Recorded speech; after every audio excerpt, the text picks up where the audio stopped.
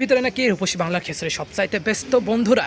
আর কোনো দেরি নয়, আজকে কিন্তু চলে যাবো রূপসী বাংলায় আর ঘুরে দেখবো এবং খেয়ে দেখবো রূপসী বাংলার খিচুড়ি সত্যিই কি test.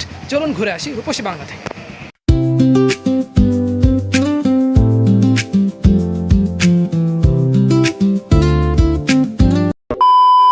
Hello everyone, this is Mohmin ভাই and welcome back to another video. আর আজকে আমরা চলে এসেছি ঝিনাইদের অন্যতম রেস্তোরাঁ রূপসী বাংলা রেস্তোরাঁয়। আর আজকে এখান থেকে খিচুড়ি ট্রাই করে দেখবো কেমন লাগে। তো চলুন শুরু করা যাক।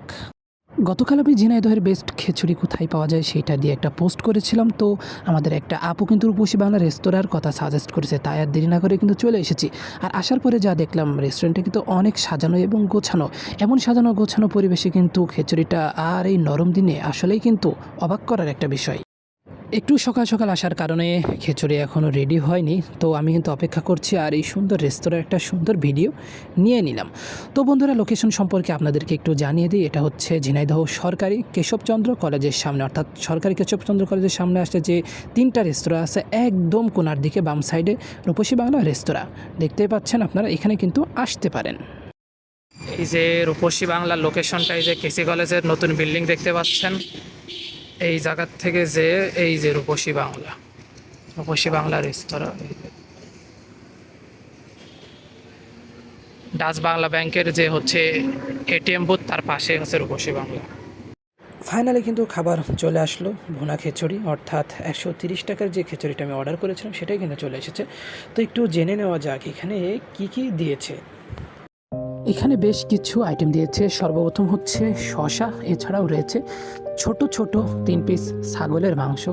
এরপরেও কিন্তু দিয়ে দিয়েছে লেবু আর দিয়েছে ঝাল ভর্তা।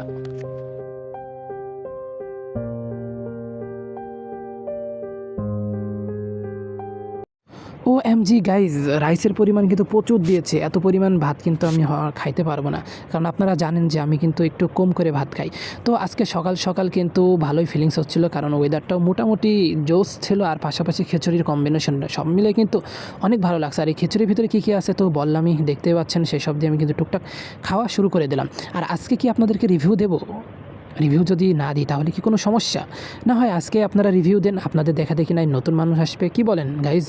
বন্ধুরা, অবশেষে কিন্তু খাওয়া দাওয়া শেষ করলাম। খাওয়া দাওয়া শেষ করে এলাকায় চলে আসলাম। তো ভাবলাম যে আপনাদের সাথে একটু শেয়ার করা উচিত যে খিচুড়িটা কেমন লাগলো। তো প্রথম কথা হচ্ছে রাইসের পরিমাণটা অনেক বেশি ছিল। যে খিচুড়ির যে রাইস সেটা হচ্ছে অনেক বেশি ছিল। এছাড়াও ছোট ছোট 3টা মাংস ছিল, তারপরে খিরাই ছিল অনেকগুলা, তারপরে লেবু ছিল, এরপরে কি ঝাল ছিল। তো আজকে না হয় রিভিউ আমি নাই দিই, আপনারাই দিয়ে যান আসলে খিচুড়িটা কেমন লাগে। আমি আসলে একটা আপুর কমেন্টসের মাধ্যমে গিয়েছিলাম যে ওখানকার খিচুড়িটা নাকি অনেক বেস্ট, এই জন্য। হ্যাঁ, তো আমার কাছে পার্সোনালি যতটা আশা নিয়ে গিয়েছিলাম ততটাও ভালো লাগেনি।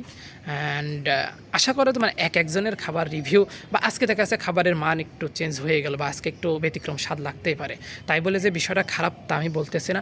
আপনারা তো অনেকেই ওখান থেকে ট্রাই করেছেন, তো আপনারা আজকে শুধু কমেন্টস করে যাবেন যে ওখানকার খিচুড়ি মানটা কেমন, ঠিক আছে? তো আপনার কমেন্টসের মাধ্যমেই কিন্তু আরেকজন ওখানে যাওয়ার জন্য ইন্সপায়ার হবে, যে ওইখানে গেলে হয়তো একটু ভালো খিচুড়ি পাবো। তো অবশ্যই ওখানে ভালো খিচুড়ি, কারণ অনেক লোকজন কিন্তু সবসময় যেতেই থাকে। তো যাই হোক, আপনারা আজকে রিভিউ দিয়ে যান। তবে হ্যাঁ, আপনাদের উপরে আজকে ছেড়ে দিলাম, আজকে আপনারা রিভিউ দিয়ে দেন। তো বন্ধুরা, আপনারাও কিন্তু আপনার এলাকার সবচেয়ে বেস্ট যে খিচুড়ি, সেই খিচুড়ির কথা কিন্তু আমাকে বলতে পারেন। আমি কিন্তু অবশ্যই যে ট্রাই করে আসবো। সবাই ভালো থাকবেন, সুস্থ থাকবেন, আল্লাহ হাফেজ।